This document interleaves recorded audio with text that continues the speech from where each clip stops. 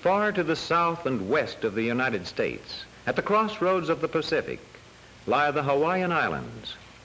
The group consists of 8 fairly large and numerous smaller islands, the entire group having been built up from the sea bottom by geologically recent volcanic activity. From huge craters such as that of Mauna Loa shown here, streams of lava flow out from time to time. Thus, some of the islands are still in process of formation. Many portions have no soil, but are wastes of broken lava. On the other hand, there are thousands of acres of land, which today are planted in sugarcane, as we see here, by the white man's modern agricultural machines, manned by laborers of many different nationalities. In Hawaii, the white man's mass production methods, including vast irrigation projects, have resulted in crops of pineapple and sugarcane more valuable per acre than in any comparable area throughout the world, due largely to climate and scientific production techniques. A wide variety of nationalities is represented in the workers, immigrants from many lands who oversee, who plant and harvest the Hawaiian crops. More than half a dozen types of immigrants sweat in the cane brakes under the subtropical sun, cutting seed cane. Others burn off the fields before harvesting. Still others operate modern machines whose huge claws do the work of hundreds of human hands. Japanese, Chinese, and other Orientals have become a part of the new industries on the volcanic slopes of these sunny Pacific islands. The white man has built railroads to gratify his desire for mass production on vast pineapple plantation and in broad cane brake. He has devised long chutes down which streams of water carry cane from upland field to cars that move it to the crushing mills of the vast sugar plants. The native Hawaiian has been little affected by the white man's long trains that carry hundreds of tons of sugar cane to the refineries every day, or by the fact that some of the largest sugar operations in the world are carried on in great modern plants filled with strange wheels and belts and other complex objects of a machine age. Let the huge claws tear the cane stalks out from railroad cars to give to the factory machines to make sugar and the strange thing called money for the white man. Let the white man's cities grow up around convenient bays. Cities like Honolulu, where vast commercial houses have sprung up, where ships come in from the wide seas to rest and to take on new cargoes from the white man's plantations. Along other quiet, palm-fringed shores of the islands, the native Hawaiians live much as their ancestors have lived for centuries, under the smiling sky, close to the broad sea that furnishes them much of their food, much of their pleasure.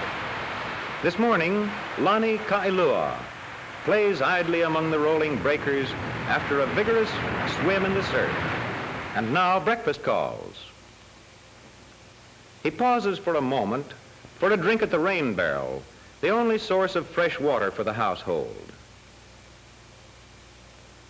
Mother Kailua wraps in broad leaves the last of the store of fish in the lean-to that suffices well for a kitchen.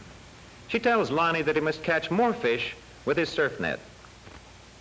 Fish is a main article of Hawaiian diet. Lonnie's uncle is grating the fresh meat of coconuts, which abound along the palm-fringed shores. Although, like most other plants, coconut trees are not native to the islands, which are too young to have developed many of their own peculiar trees. Lonnie's younger brother, Paulie, too, is on his way to breakfast, back with a load of firewood he has gathered in a grove of koa trees.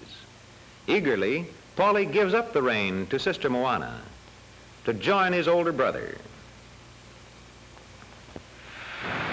Skillfully, Lonnie casts the net upon an incoming surge of water, in which may be moi and other varicolored fish. As the net settles deeper, they beat the water to drive the fish into the trap. Nets for fishing have been used from time immemorial, and the Hawaiian fishermen cling to this method in the lava-bordered Pacific surf. Meanwhile, Sister Moana is putting the shredded coconut meat into a cloth.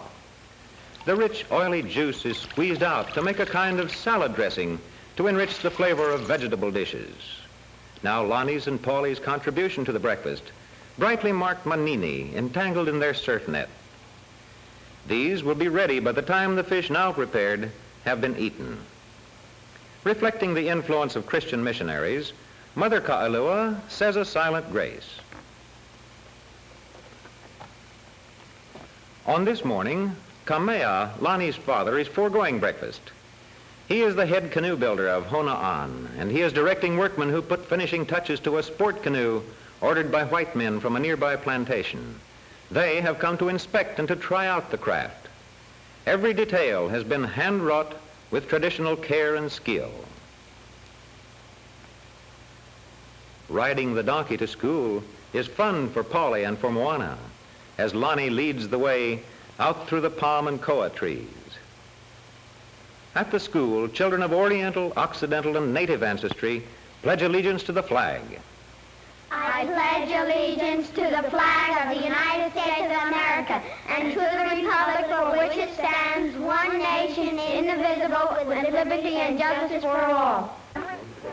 A game of football underway on the boys' playground is a further reflection of America's impact on modern Hawaiian life.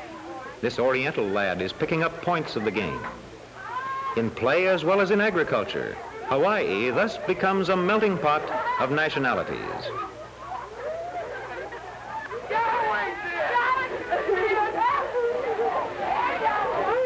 Shy girls of the Oriental world mingle in playground games such as basketball with daughters of native Hawaiians and show that all find a meeting ground of interest in the games at school.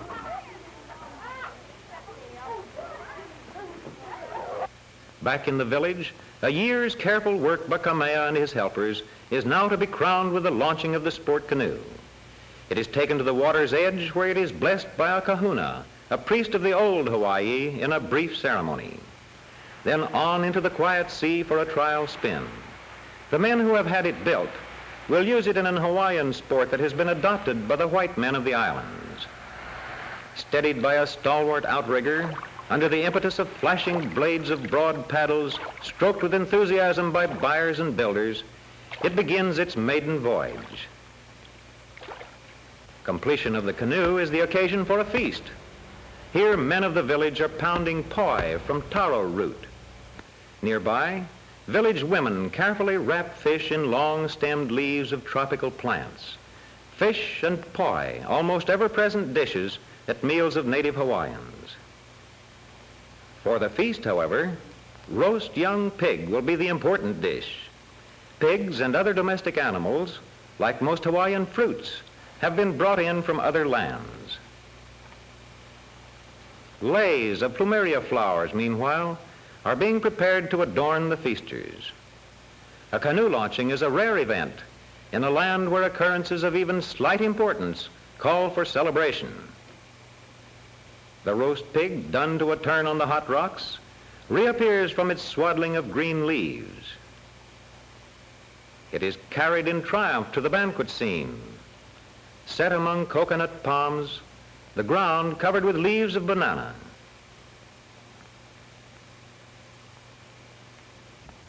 On all sides now, the banqueters begin eating the yams, the baked bananas, breadfruit, and drinking the sweet coconut milk.